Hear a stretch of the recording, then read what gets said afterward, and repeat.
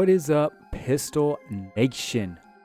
Welcome to the first tier list for Crystalborne Heroes of Fate.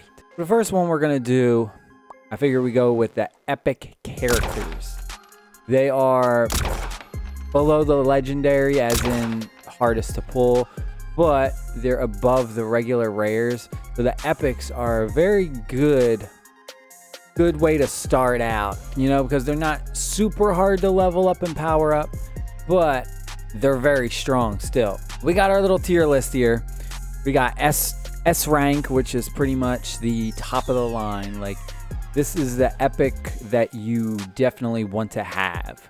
Then we have the A, which is a little bit below S, which is still very, very good. You want to level these characters up. Next, we have B, which is in between. They're pretty much at the middle level. They're not the best, but they're not the worst. Next, we have C, which is below average of being good. And then we have D, which is really bad. Like, don't really waste your resources on this character and just, you know, leave them alone. The first character I thought we would start off with is our boy Mailstrom. I don't know if I say that name right. I'm just gonna call him Mailstrom, something like that. But he on launch day, there is a special event going on for him, and its rate of pull is higher than normal. We have D, C, B, A, S. I have to put him in the S category. I have to put him in the S category. He is a high damage dealer, and he has very good AoE damage. Next epic character we are going to look at is Dengar, I believe his name is. He's the tank. I think it's Dengar. I don't know how to pronounce it. I can never pronounce half these names. They're all weird.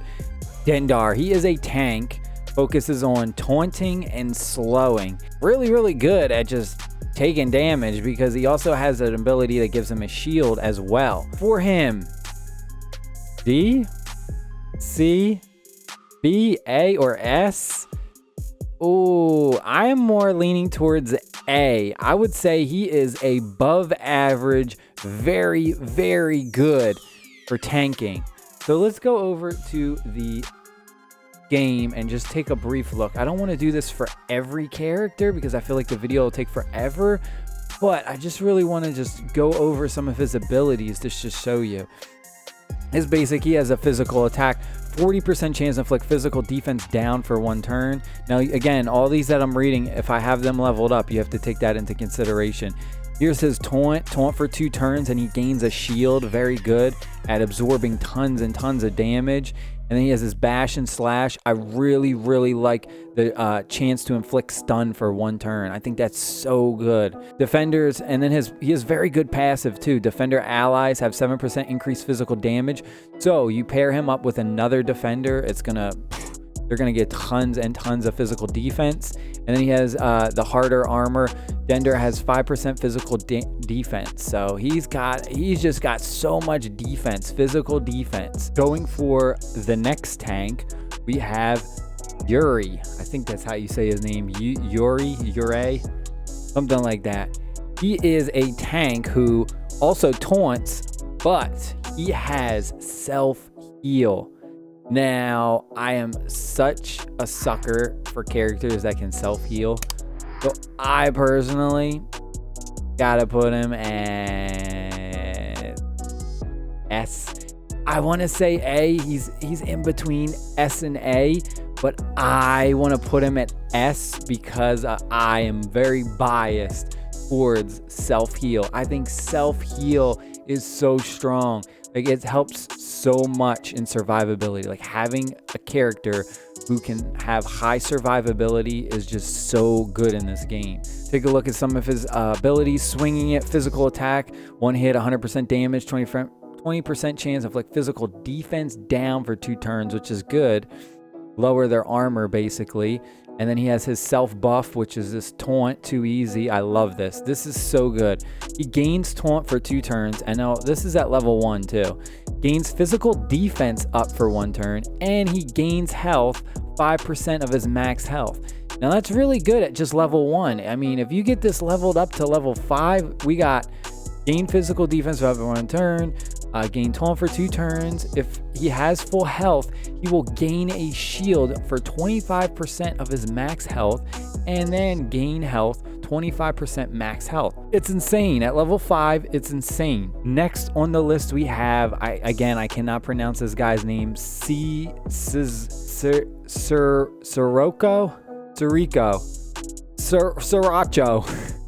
I don't know what his name is. In battle, he can buff himself and attack all enemies. This mother is insane. He wipes out whole entire teams with his AoE damage. It's sick. In the S category, it just have to. He is like a must for epic characters. He is so good. Next, going over to a healer, we have Sula. I believe that's how you say her name, Sula. She is basically a straight up healer. Like, that's all she does. She just heals, and she puts out a lot of healing. Her abilities are pretty good. She's got one that's one ally heal 223% of energy attack. And then she has also an all allies below 50% health heal 126% of energy attack, heal 120. Very, very good at healing. So I do like her as a pure healer, but I gotta just put her at the B level. I gotta put her at like the average level. She's not above average, but she's also not below. Like, she's a pretty good, like, decent healer. Next up, we have another attacker, Belayer. In battle, she can attack and burn all enemies. Inflicts burn for 2 turns, 1 hit, 100% damage, and that's just at level 1. So she wants to like stack her burns on characters, and then her big one, her ult, is ignite. So what it does is she'll get, for each burn on a target, she'll get 10% more damage, and it consumes all burns. So she can put out tons and tons of damage. I personally would have to put her at D, C, B. I would put her at A. I think she is an excellent damage dealer. Not top tier completely, but I think she is very, very good at putting out damage. Next, we have another attacker, Zora. I believe that's how you pronounce her name. In battle, she can call her ship to attack all enemies. So she has physical attack, 1 enemy, inflict critical, avoid down for 2 turns, not too bad. 3 hits, 62% damage each. Each hit 20% to gain critical chance up for 2 turns. And her ult, her big ult, open fire, 70% chance, inflict bleed for 2 turns. Critical hit, inflict bleed for 2 turns. Can't be resisted. So I really do like her ult. I think her ult is pretty good. I personally think she's between a B and an A for me. She's between a B and an A. We'll put her at the B section as average. Next up, we have Cyclone, another assassin. In battle, he can buff his own attack and attack all enemies. He is very, very similar to the other guy, the Scissors guy. I'm just going to call him Scissors. Very, very similar. Almost like the same characters, almost. They both have this all attack all enemies, 4 hits, 23% damage each, 10% damage per buff on Cyclone. Now, if we go and we look at the Scissor guy, his ult is like the same. 4 hits, 23% damage each, 10% damage per buff on him. So they have like very similar attacks and everything. I would definitely say he's just as good as the other one, but just because I'm gonna say that they are both very similar, we're gonna put him in the A category. We're gonna put him in the A category just because I feel like Machine Zone just copy and pasted a character and just made his hood from white to black and made him black and red, and this one white and blue. But they're basically almost the same characters. All right, next we have another attacker. Dude, epic characters have... The epic rarity has a lot of attacking characters. So we have Odette.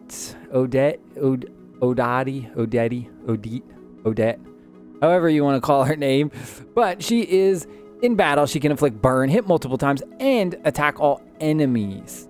I feel like she's a worse version of Flare, right? I feel like she basically does the same thing Flare does, but I feel like Flare is better than her in the burn category. So in our little category, I would kind of have to put her in the C area. I would say she's a little bit below average because she's just not as good as Flare. I feel like she's a lower level, a downgrade from Flare, right? If I had to choose a character that would burn, I would definitely choose Flare over her. Next up, another attacker. We have Mara. In battle, she can buff all allies and attack all enemies. And then we have our ult, 3 hits, 50% damage each. For each debuff on target, 5% damage. Primary target only, 1 hit, 5% damage for each debuff on the target. I don't really care for her 2 first abilities. I don't really like these at all. I like the ult. I think the ult is very good. But if we had to put her in the category, I would again say she's a little bit below average. I would say she's at the C level. I'm sorry, but healer we have Nyx. I don't know how to pronounce her name. But she is a healer who can cleanse debuffs and shield all allies. I just don't like that she's a shielder only. I just don't like that. I wish she had an ability that healed. I personally don't really like her as a healer just because she doesn't have a physical heal ability. She only has those like shields. So I'm going to have to put her in the C category. I think she's just below average. Don't get me wrong. If you pair her up with a straight healer, I think she can be good. If you run her with 2 healers, like her and another healer, so you have her doing shields, and then you have another healer who can actually like straight up heal for like maximum health and stuff. But alone, I think she's not a good solo healer. Next, we have another healer. We have Aria. I really like her. I think she's a really good healer.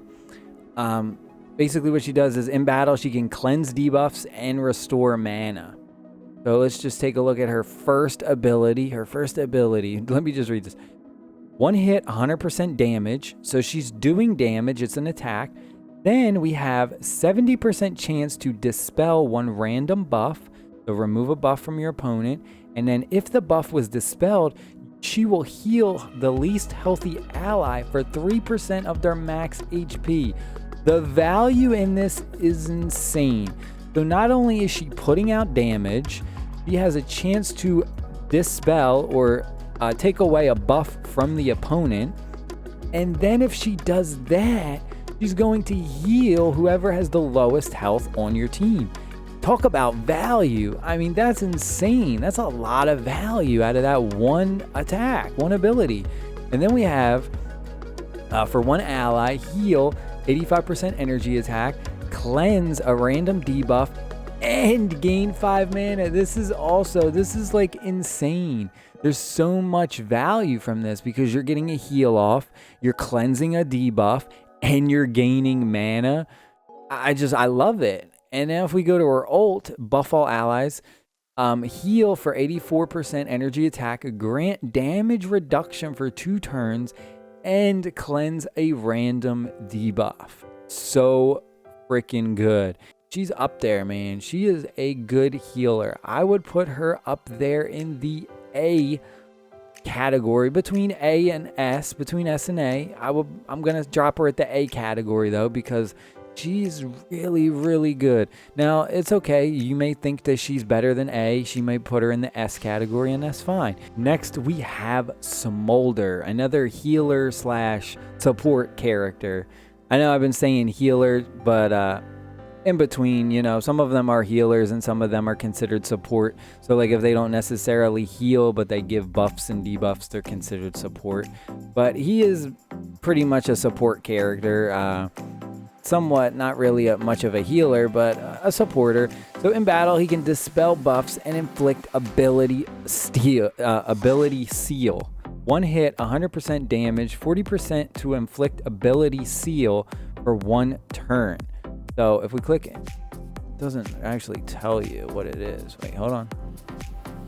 Target cannot use special and ultimate abilities, which is really good. So they basically are like, oh, they can't do jack anything. They're just stuck. He's not a solo healer, but he's definitely pretty decent in the support level. So again, I would have to put him in the B or C category. Hard to say.